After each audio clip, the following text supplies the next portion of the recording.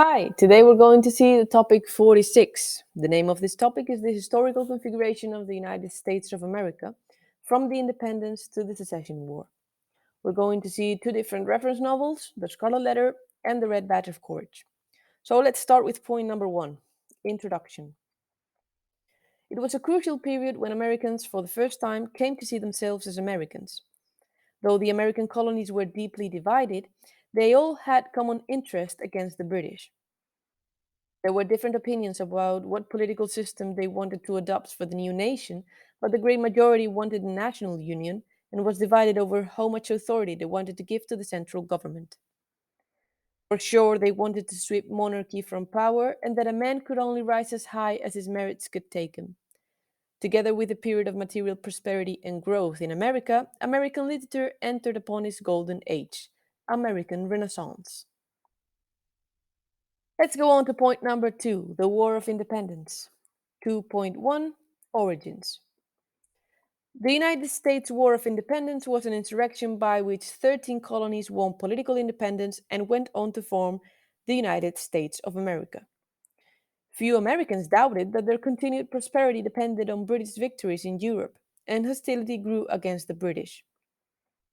Americans had accepted Britain's regulation of commerce, but in the 1770s, Britain tightened its control gradually by means of taxes and other measures, such as the Sugar Act, the Stamp Act, the Quoting Act, and the Townshend Revenue Act.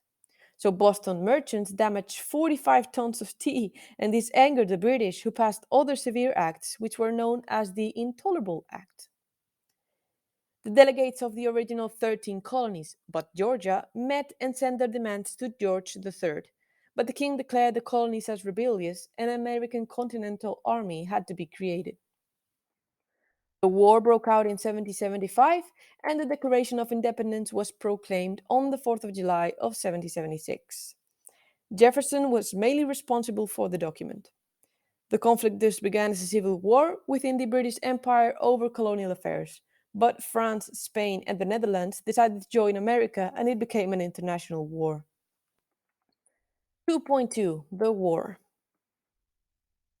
On land, the Americans assembled 20,000 men, mostly farmers, and by contrast, the British army was composed of well trained professionals and mercenaries, about 42,000 regulars, supplemented by about 30,000 German mercenaries, and this outnumbered the American militia. The war began when the British attacked American military stores at Concord. The rebels besieged Boston, and eventually the British had to evacuate the city. After important American victories at New Jersey and Princeton, the British generals surrendered at Saratoga in 1777. This was not only a humiliation, but it proved to be a turning point in the war. France would recognize the USA as independence by the Treaty of Alliance and would declare war on Britain. The Netherlands and Spain would join them later. Britain lost its naval preponderance, and then Lord Cornwallis was forced to surrender to George Washington. 2.3 The Treaty of Paris. By the terms of the Treaty of Paris, Britain recognized the independence of the US and accepted its western boundary as the Mississippi River. Britain retained Canada, Spain received Florida, and everything west of the Mississippi remained Spanish. In addition, France won some West Indian islands and a huge debt. Let's continue with point number 3, the making of a nation. 3.1, the Constitution. The Articles of the Confederation, drafted by John Dickinson, provided a single chamber government in which each state had one vote, there was no president, and no Supreme Court. Congress had no powers to control taxes, commerce, laws, or war. The economic situation worsened because of the war and the exclusion of the new nation from the British Empire. 5 states were formed, and in them, freedom of religion and trial by jury were guaranteed and slavery was forbidden. 55 men, representing all the states except Rhode Island, met in Philadelphia in 1787 to draw up a constitution. This document is still in force today. It claimed the separation of powers and a strong federal government. A Bill of Rights in the form of the first 10 amendments was drafted in 1791 due to the fear that a central government would lead to tyranny. 3.2 First Presidents. George Washington's contribution was immense. Hamilton, Secretary of Treasury, set up a national bank, but Jefferson, Secretary of State, saw it was a monopoly. The former supported a strong federal government, the rich, and the British connection, while the latter defended states' rights, freedom for the farmer, and support from France. Washington maintained the US neutral when the French declared war against England. This policy, developed further by the Monroe Doctrine, kept the US neutral for 25 years, and this afforded the country to grow strong. The division would provoke the emergence of two distinct parties. Federalist Vice President John Adams became president and avoided war, for which he became very popular, and he split his party by his break with Hamilton. Thomas Jefferson became president in 1801 as the leader of the Democratic Republican Party. He showed faith in the civil authority, in strict economy, and in an educated electorate. He disliked slavery, but paradoxically was a slave owner. Madison's presidency was dominated by foreign affairs. He was drawn into war against Britain in 1812, and this war resulted in a pacification of that old feelings of resentment against Great Britain and her people. Let's go on to point number 4, the United States from 1816 to 1850. 4.1, the era of good feelings. What is this? Well, the years between the election to the presidency of Monroe in 1816 and Quincy Adams in 1824 is what we know as the era of good feelings. Jackson had popular support because of his military reputation gained in the War of 1812 against the British. And this American victory created a reservoir of good feeling.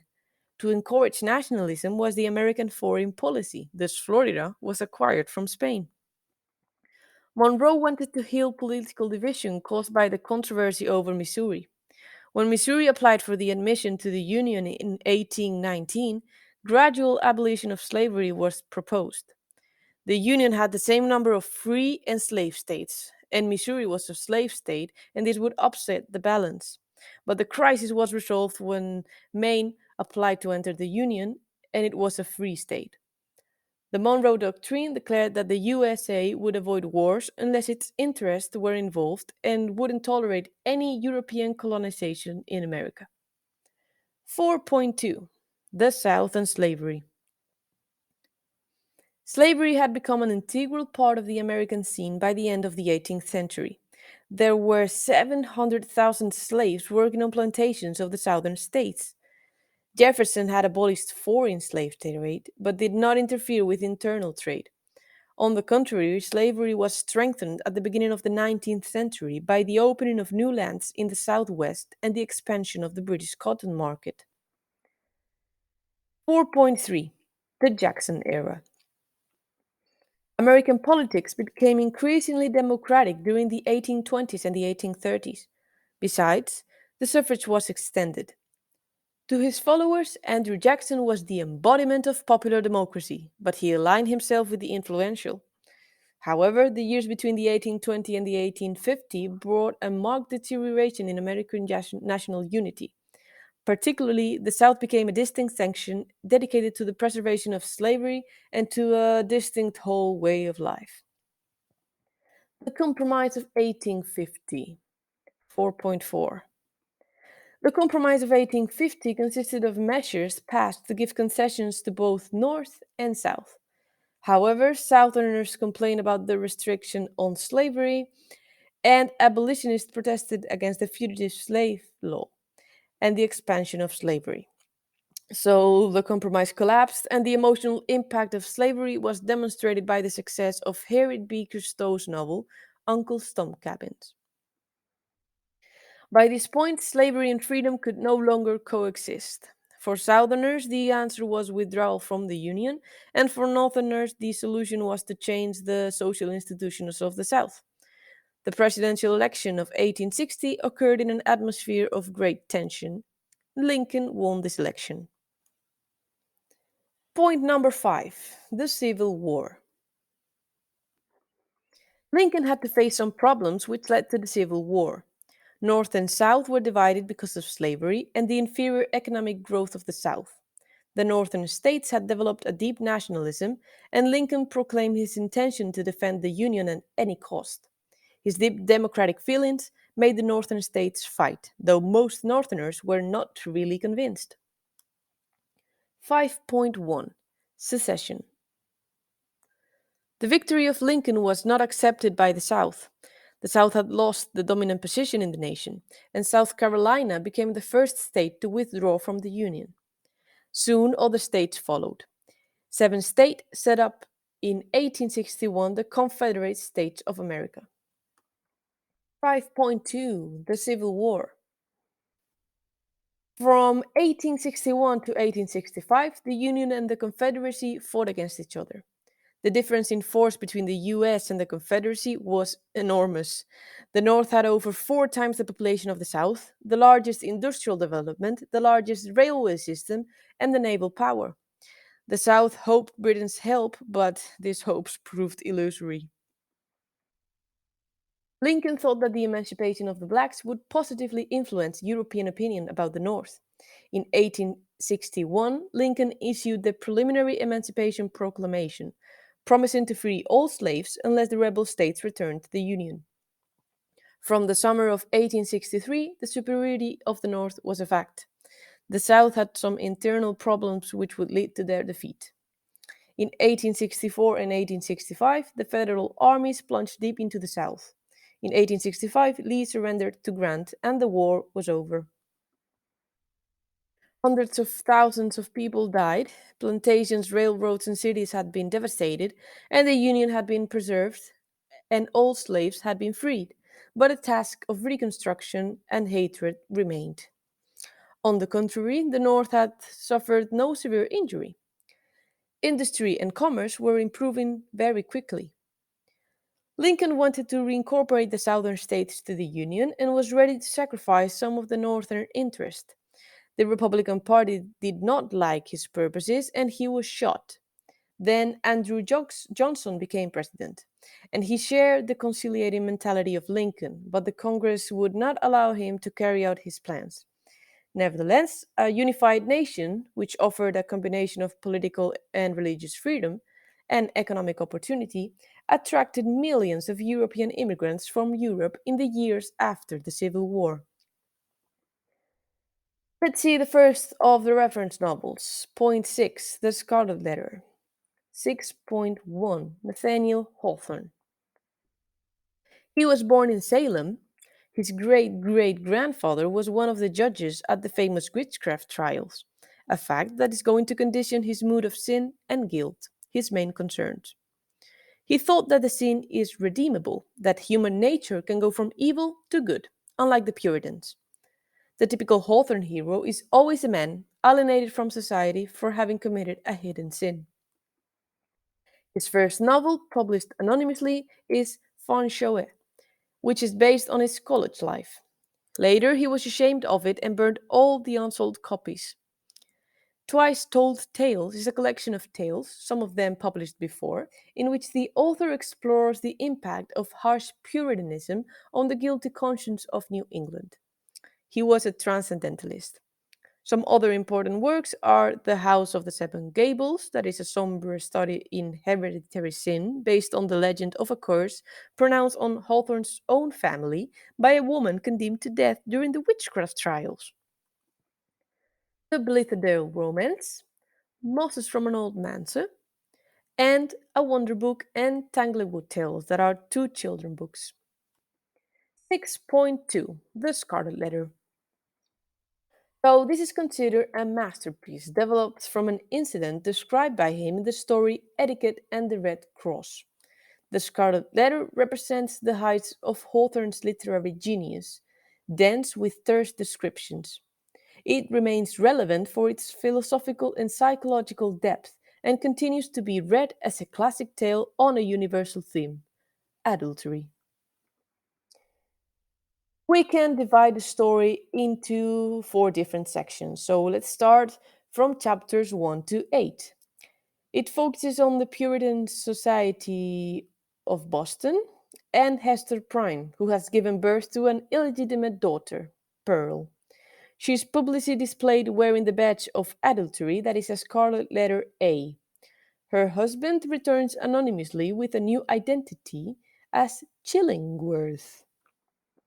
From chapters 9 to 12 are centered on Chillingworth, who suspects that the pastor Dimmesdale is the father of Pearl.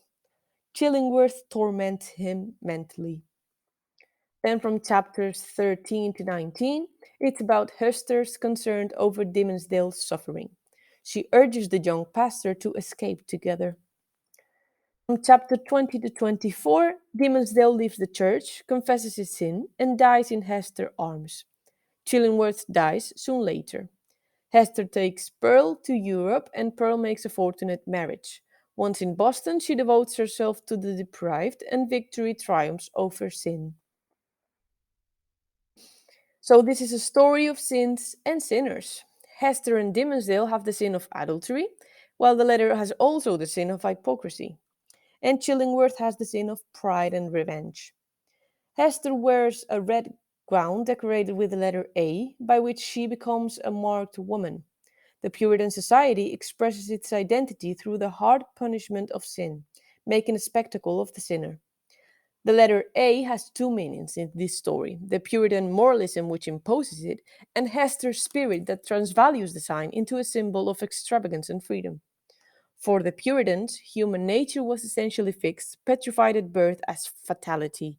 Nevertheless, Hawthorne sees human nature as gifted, with a distinctive dynamism that can work its way through moral categories, from evil to good.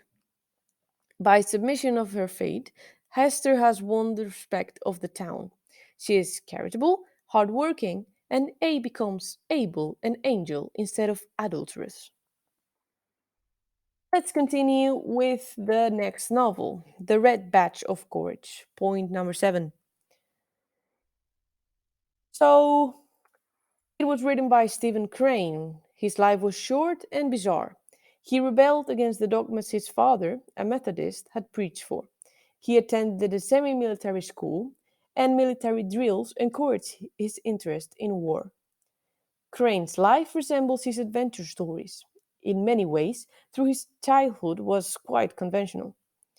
Stephen's ancestors included clergymen and soldiers, and both professions influenced his literary works. He worked as a journalist at intervals, but he also wrote Maggie, a Girl of the Streets. That is a very realistic book which he printed himself at his own expense, but no one bought it. His cryptic poetry was collected in The Black Riders and War is Kind.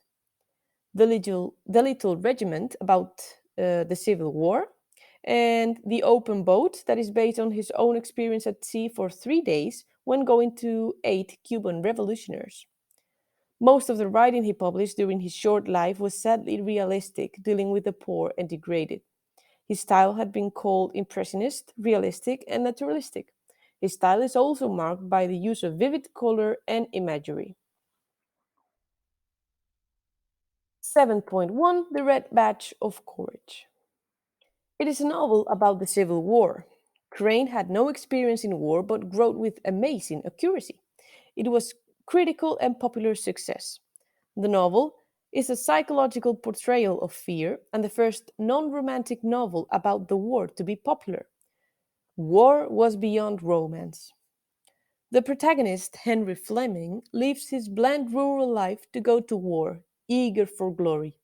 The protagonist's major concern is to cope with his fear of death. So, on his first battle, he saw that his regiment was losing and he escaped into the woods.